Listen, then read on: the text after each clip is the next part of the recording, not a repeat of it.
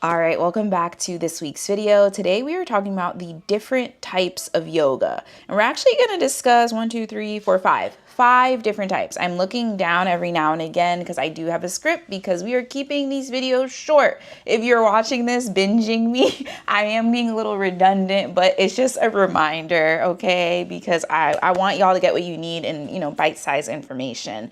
So yeah, there are different types of yoga in case you didn't know. And before I continue on, I gotta give you my credentials because I'm not just a random person that's talking about this stuff. I am a registered nurse with over a decade of healthcare experience. I am also I said registered nurse, and I'm also a certified yoga instructor. All right. So when people come up to me regarding yoga, and I would love to know in the comments, I'm going to try to make sure I put this as the question in the description.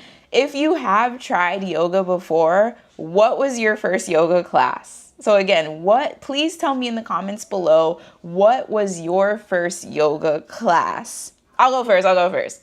Bikram hot yoga was my first yoga class. And I'm pretty sure as you're typing hot yoga, you can relate. Why? Why is that so? I don't know. If you're anything like me, you probably love to do extreme things. And a little bit backstory, like I said, my first yoga class was a Bikram hot yoga class. Bikram they're no longer doing that, at least where I live. I think there was a lot of controversy with that, but and it was actually back in 2009. So I've been practicing yoga for over 10 years. I like the time that time is just a construct, right? But I've been practicing yoga for almost 20. Oh my God, because math is not my strong suit, but I've been practicing yoga for a really long time, and I fell in love with Bikram hot yoga. I did. I fell in love with it because I like structure. And Bikram yoga, you do like 20 or so poses. Please do not quote me on this, but it's like 20 or so poses that you do A to Z, and you cannot do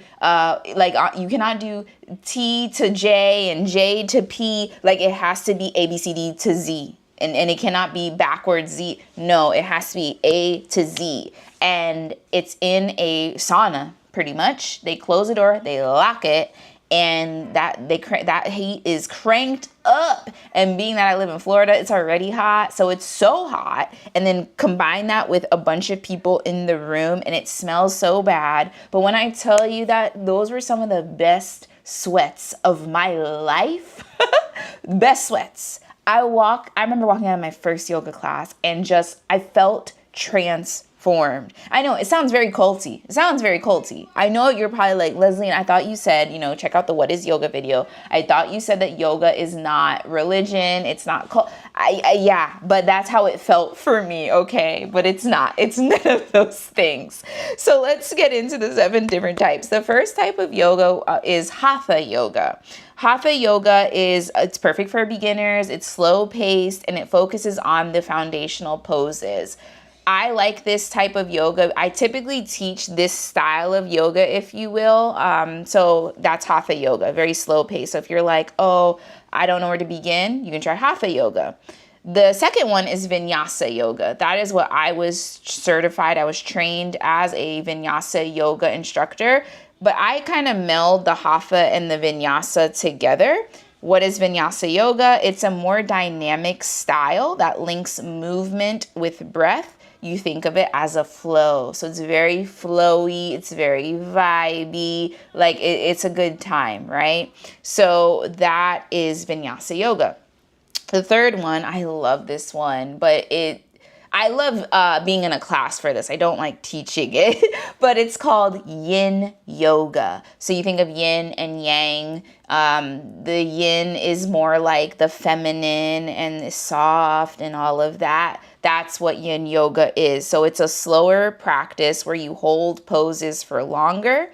It's great for if you're wanting to become flexible and if you really just want to like relax. This is a great type of yoga to practice. So again, that is yin yoga. And please do not quote me on these things, but you typically hold the poses because that's the key thing is even though Hatha is also slow paced, with yin yoga, what makes it different from hatha is that you hold the poses for long periods of time. Long periods of time can be like 1 minute, 3 minutes, 5 minutes. Sometimes it can be like a 45 to 60-minute class and you do like 3-4 poses. Okay. So there you go. Do the math with that. All right. So if you're somebody that's like very like, you always got to move, I would not recommend yin yoga. I would recommend vinyasa yoga. The next one is also a favorite of mine. If I had props and things like that, I would be doing this with you guys all the time. And actually, when I first started like building my yoga content online, I used a lot of props. And I think it's also because I just like had a baby and back to back, and so my body, like I needed the props. I needed the support. And I feel like I still be needing the support even though like my body all healed up. But restorative yoga focuses on deep relaxation with props like bolsters and blankets. It's perfect for stress relief. So I have I have another book. Like if you watch the What is Yoga video, I reference the Black Women's Yoga History book. I have another book that is also written by a Black woman yoga person. And I really try my best when I get like anything regarding yoga education that it's like a Black woman or somebody that is indigenous to like yoga stuff. That's just my take. But that other book I have, it's all about restorative yoga, specifically for like trauma-informed yoga. Like how do you be a trauma-informed yoga teacher? Like, and that's a digress thing, but it's important if you are maybe aspiring to be a yoga teacher and you look like me, it's important that you have your trauma informed, because you have to know that people that look like us, telling them to relax and close their eyes in a space that they don't know, that can be very off-putting. So you have to make sure that you use trauma-informed language, if you will. And I can do a whole nother video on that if you would like, to make your clients, to make the person feel safe. That's always the answer. You want to make sure that your clients feel safe in your presence. And I don't take that lightly at all.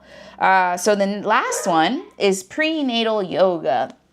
And I'm going to make sure I leave this in the description. I actually have a postpartum yoga class bundle. And it's kind of punny because if you just had a baby, you have a bundle of joy, your little one, right? And I also created a postpartum yoga bundle, which are 3 yoga classes that you can purchase. Just click the link below and you will instantly get those in your inbox. And it's me that is teaching the classes. So we're doing it right with each other. So prenatal yoga is what it is in the name. It's designed for moms to be. This practice is all about supporting your body through pregnancy. So I did say that I offer the postpartum yoga classes. So the postpartum yoga bundle is like after you give birth, because there's some poses, if I'm correct, that you can't really be doing if you are pregnant, because your belly, the baby's in the way. So those are these 7 different types. So we're just going to run through again. There's hatha yoga, there's vinyasa yoga, there's yin yoga, restorative yoga, and prenatal yoga.